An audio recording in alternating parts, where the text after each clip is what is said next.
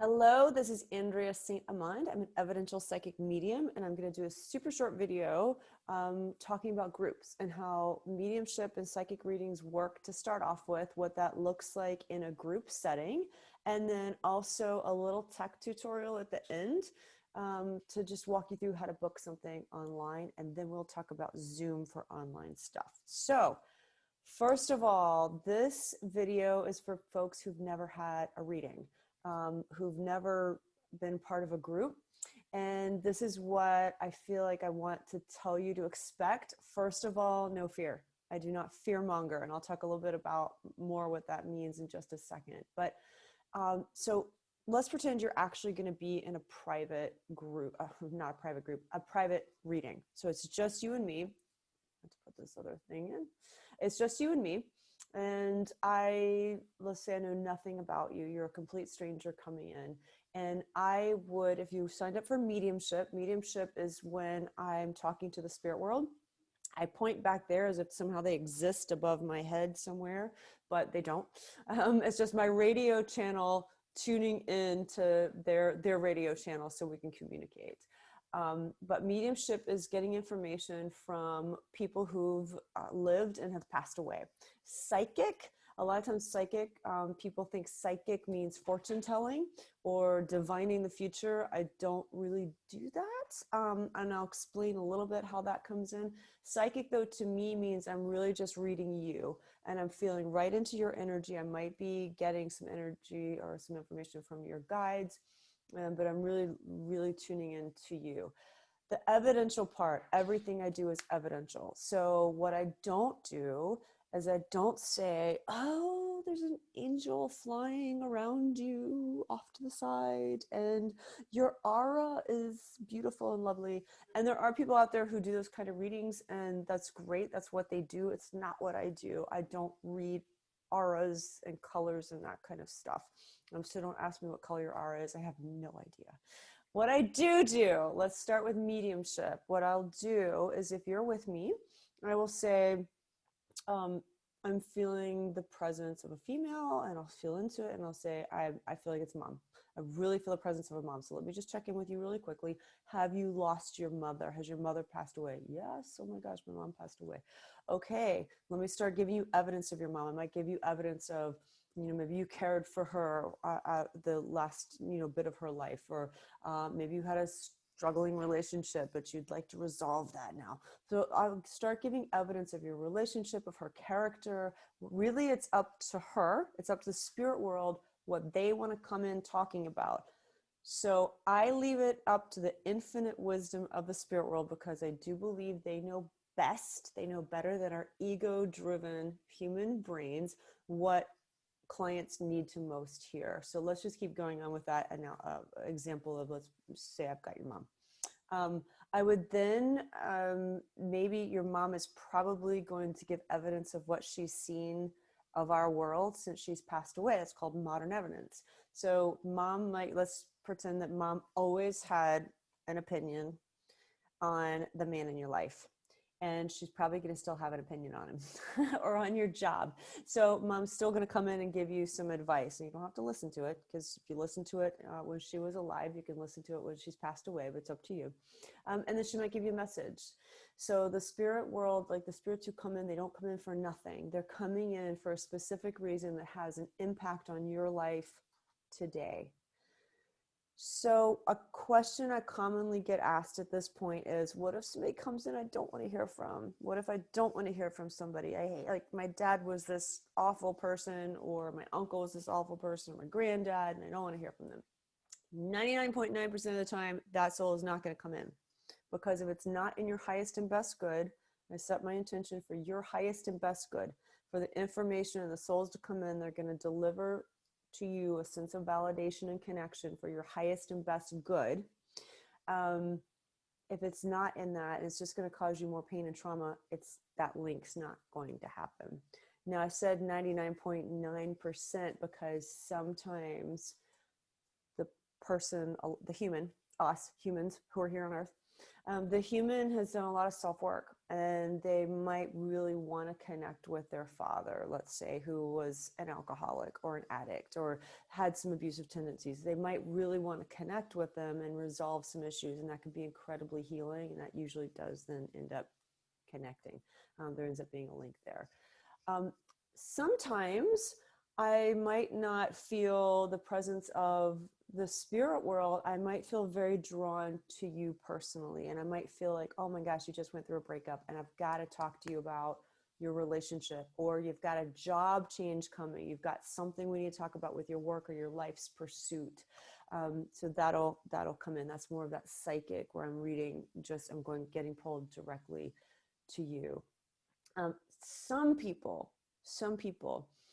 have a very special connection with angels or Mother Mary or that kind of being, and that will come in, but it'll still be evidence-based. It won't be like, oh, Mother Mary loves you. It'll be like, okay, I'm feeling this for a very specific reason, and there'll still be some message or some evidence that's coming out of my mouth that makes sense to you specifically, that you're like, yeah, that's spot on.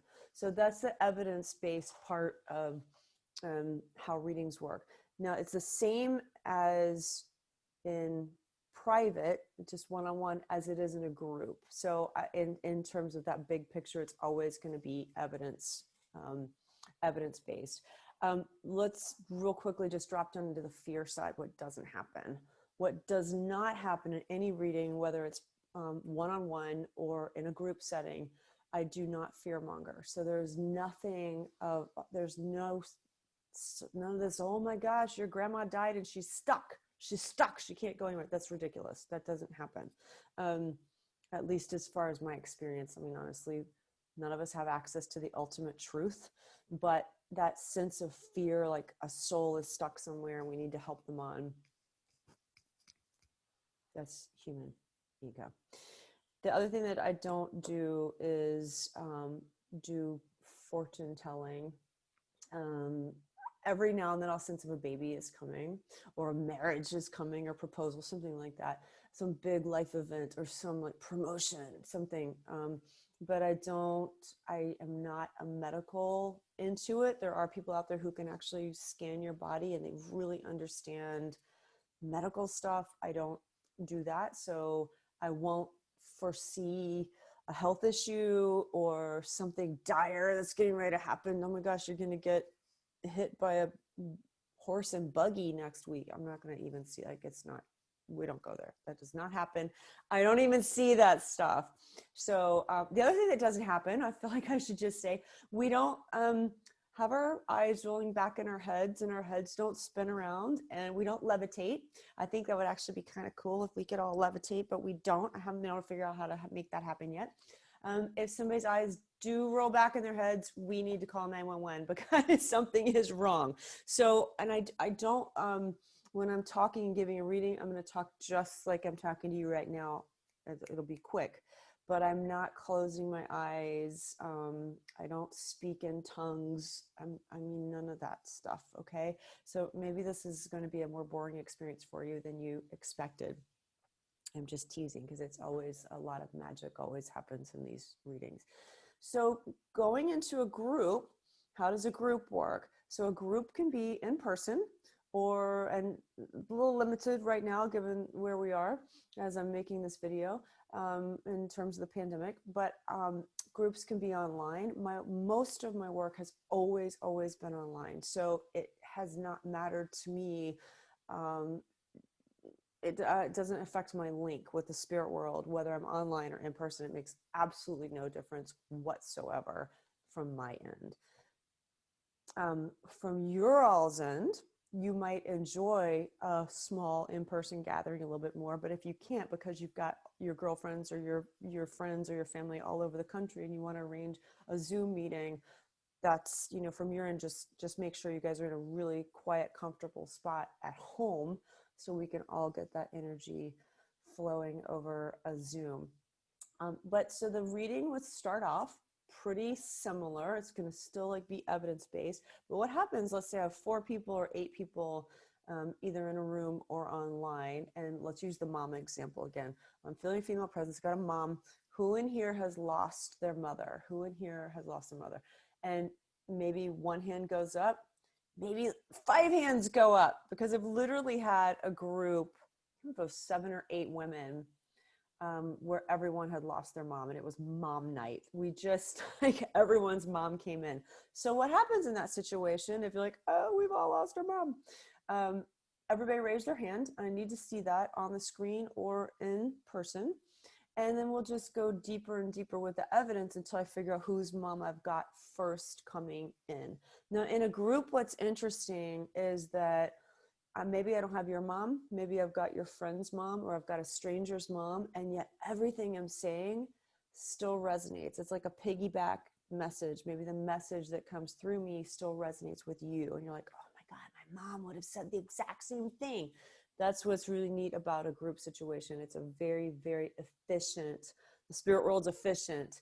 And they'll have ways of getting messages to you through other spirit communicators, or even through a psychic reading. Maybe you're not the recipient, the direct recipient. I might be talking to somebody else, but it's really resonating with you as well. Now, on the flip of that, you might come in thinking, I really want to talk to my mom, and she's not the one stepping forward first. It doesn't mean she's not there. The spirit world is always there. They're always, always there. It doesn't mean that. It just might mean that that other person needed that direct connection with her mom or his mom, and that you needed to hear something different. So I have given, in a fairly good sized event where I couldn't give everybody a reading, I had somebody come up to me afterwards, and he didn't get a reading. He just said, I just wanted to hear from my dad. I was hoping my dad would come in, so badly. And he said, as the event wore on, I realized I had too much unresolved stuff with my dad. It didn't need to come out in a public setting. So sometimes that could be going on too. So it's like in a group, like sort of the group's highest and best need is what's on display and what'll come out. So nothing embarrassing, nothing too deeply personal is going to come out for the group, unless you personally are really ready to hear that, and the whole rest of the group needs to hear it too, because they're all going through the exact same thing. So I hope that makes sense there. Looking at my notes very quickly.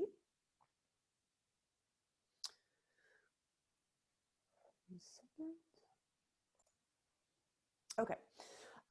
The other thing that I always feel the need to point out is that time doesn't matter. So somebody could, and this happens a lot with pets. Let's say your pet passed away, because pets are fair game, and it's your childhood dog from 40 years ago. That is the dog that could come through in any reading, whether it's a private one-on-one reading or a group setting. A pet could come in. A friend could come in that you haven't thought of for a long time, if that's what's most needed to happen in that moment. The best thing to do to get yourself ready for a group event or for any reading, but particularly with a group, is to set your intent ahead of time. So your intention might be, I just want to have fun. I'm open for everything. I just want to see who shows up, and I want to have a good time. Or your intention could be, I really miss my cat. I really miss my cat. My cat just passed away, and I really want my cat to come in. Just set your private intention, and then don't tell me anything about it ahead of time. Don't tell me this is what I need to hear from. Don't say anything. Just set your intention and then come with an open mind and an open heart. Now, the difference is, in a private reading, we've got 45 minutes, just you and me, one-on-one. We've got a lot of time for multiple spirit communicators to come in, or to talk about multiple areas of your life, to do a deep dive on your business, on your relationship, whatever is coming up. And in a group setting, it's going to go a lot quicker. I've got less time to spend with each person, depending on the size of the group. So just know that in a group, it's more of like the group, what's the best for the group. And you're going to have one piece of that pie, versus a one-on-one setting. It's just, we get the whole pie just for you. A private group versus a public group can be a little bit different as well. In a public group, now public, when I say that, it means like I've advertised an event and I've said, okay, the next full moon, it's going to be on a Friday night, 5 o'clock. Whoever wants to show up can show up, but space will be limited. So it doesn't mean anybody can just pop in at any time. It means that you'll have to click on a link. You're going to have to reserve your spot, pay for it ahead of time.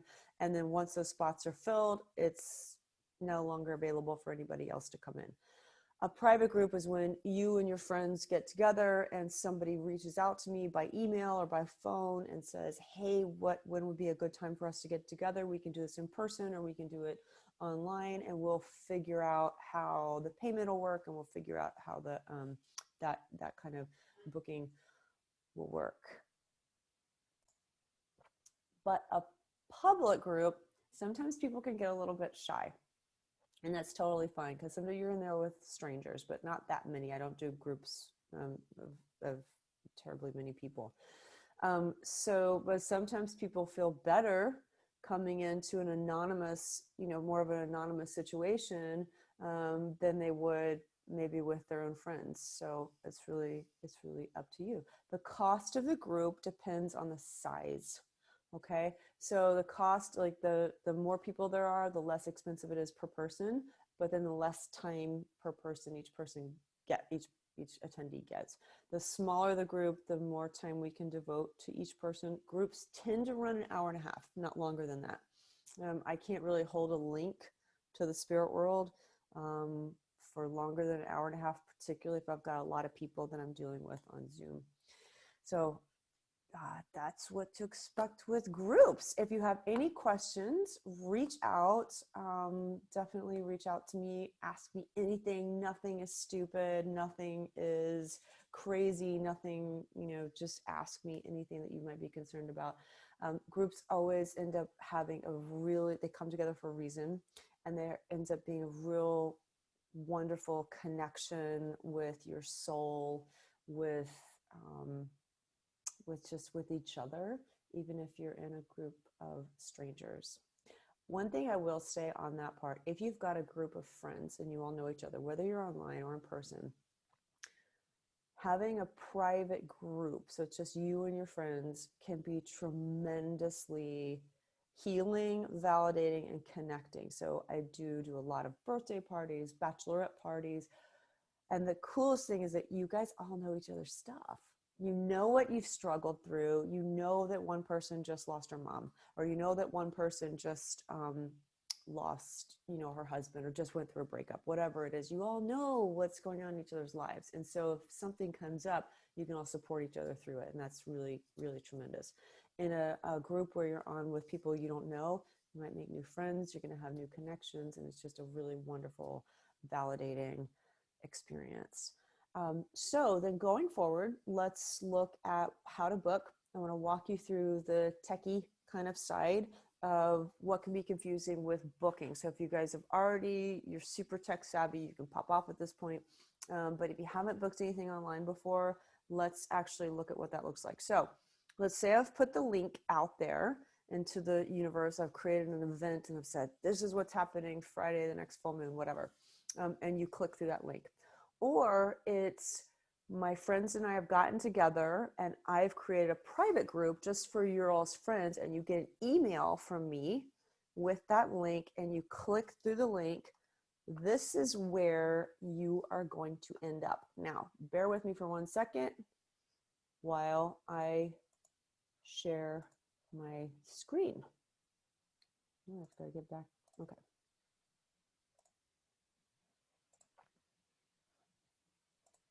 Okay, this is what you're going to see right here. And in fact, if you get on my website, which is andreasaintamon.com, if you get on my website and you click through any of the readings to book any reading whatsoever, you want something one-on-one, this is the page you're going to come to. This is what you're going to see. Now, the difference is from my website, depending on where you click, you might get the one reading you clicked on, or you might end up in my general calendar and you'll get the whole host of everything I have to offer. When you click on just for the group, you're only going to get one option to pick. So that's a little bit better. So let's pretend I'm using an event I already did. Let's pretend you've signed up for the group Full Moon Gathering. This right here, this redeem coupon button is the most annoying thing on the planet because it's the first thing you see. So you're right here, and then you scroll down and you see redeem coupon. I've had a few people click that button. It's going to take you into no man's land unless somebody's actually bought you a gift certificate. And if you have a gift certificate, then you'll have a coupon code to put in. If you don't have a gift certificate, ignore it. And I wish this was not the first button you see. Unfortunately, it is. But so you'll see, like, this is the only option for a service that I offer. It's the only option there. So you don't need to do anything with it. Just confirm, yep, that's the thing I wanted to sign up for. Set your time zone.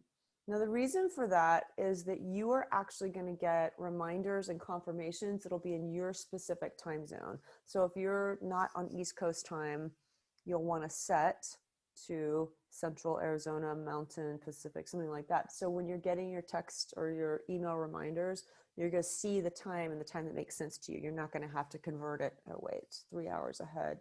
Okay. So I'm going to leave it on Eastern because I'm in Eastern. Let's pretend this event is 5 o'clock. It's G minus 5. That's not 5 o'clock, but let's pretend it's at 5 o'clock. So you're going to hit set time zone. It's going to take you to this next page. Now notice that the only thing you can click is that one date, the date of the event. So you already know when you're coming into a group, it's scheduled for December 1st, 2020. You don't have an option to pick any other date. If you were scheduling a one-on-one reading with me, you'd have options for these other dates, which date you wanted. So you only get to pick the first because that's the date of the event. So you click it, and then you only get to pick the time that it's offered, 5 p.m., which is Eastern time. Now, if you had selected Central time or Pacific time, that would show up in your time zone. Hit continue. Now, this is where everything's kind of, I think you're going to take off and you're going to know what to do from here. You enter your first name, your last name, your phone, your email, and you hit pay now or pay with PayPal. And when you hit pay now, you'll head over to where you enter your credit card information. And once you do that, you'll get a confirmation email. And there's where I think you'll know what to do from that point forward. I'm going to stop sharing. After that, you are going to get an email from me probably 1 day ahead of the reading, not before. So if you book something way out, do not expect an email from me other than the confirmation until right at the time of the group. Because if I send you something way too far ahead of time, you're going to lose it. No offense to you, just will, it happens. But what I'll do is I'll send you an email the day before the event, and it'll have a Zoom link in it if it's online. If it's not online, I'll have all the instructions and a confirmation of your physical address. But if it is online, it's going to have a Zoom link. So let's switch over to talking about Zoom for just a second. Unfortunately, I cannot walk you through what your Zoom screen will look like because I'm recording on Zoom right now. And I can't share the screen that I'm on. Let's just see if I can. I can't share the screen that I'm on. No, that just took me back to my other screen. So Zoom is a free app, and you go to actually zoom.us. But if you just Google Zoom, it'll be the first thing that comes up. It's a free app. Download onto your laptop. Highly recommend laptop, not a phone. Unless you're super tech savvy or you've got grandkids or kids who can hook you up with Zoom and set you up ahead of time for the meeting. For me, just a phone has been impossible to try to figure out Zoom because you're dealing with a tiny little screen and you can't figure out how to connect to audio or video or anything. It's highly don't recommend it. Cannot highly not recommend it enough unless you are very savvy on Zoom with your phone. But if you're not, just use your desktop computer. iPads, I think, are also confusing. But you can use that link to get on or to watch a tutorial to say, how do I use Zoom on my iPad? How do I use Zoom on my iPhone? How do I figure all this out ahead of time? Get on that Zoom link that I send you ahead of the appointed time. Do not log on, because at the start time is the start time. You need to be in your quiet space, have your intention set, and we're going to go. So you can log on 30 minutes ahead of time, 15 minutes ahead of time. Just start getting on there, playing with it, resolving any technical issues. You can get on earlier if you need to. What'll happen, because Zoom has, since the pandemic, put more security measures in place. So one of them is to enter a passcode, which I prefer not to use, because it's one more thing you guys have to like write down or try to remember. But I'll use the waiting room.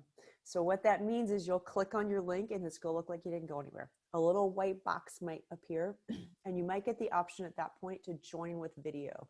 You gotta join with video. You have to join with video. If you're on a group online event, you have to have access to a video. I gotta be able to see you so I can see your hands going up. So you might have the option to join with video at that moment, and if you do, hit yes or join. The next little white box that appears is going to say something to the effect that you're in a waiting room and the host will let you in soon, something like that. And then once I let you in, you're going to come into a video room. Your video should be on. If you're on a laptop, you might need to press unmute or something, and I can talk you through that if you're on a laptop. If you're on a cell phone or a device, you're going to have to find how to connect to audio. Particularly if you're on your phone, you got to do a connect to audio thing that a lot of people can't figure out easily. So that's probably not terribly helpful with relation to Zoom, but if you've got to be on your cell phone, just Google how do I use Zoom on my cell phone, and know that the connecting to audio is probably an issue. But once we're on and nobody else gets to come in, and we'll proceed with our reading. It'll be amazing.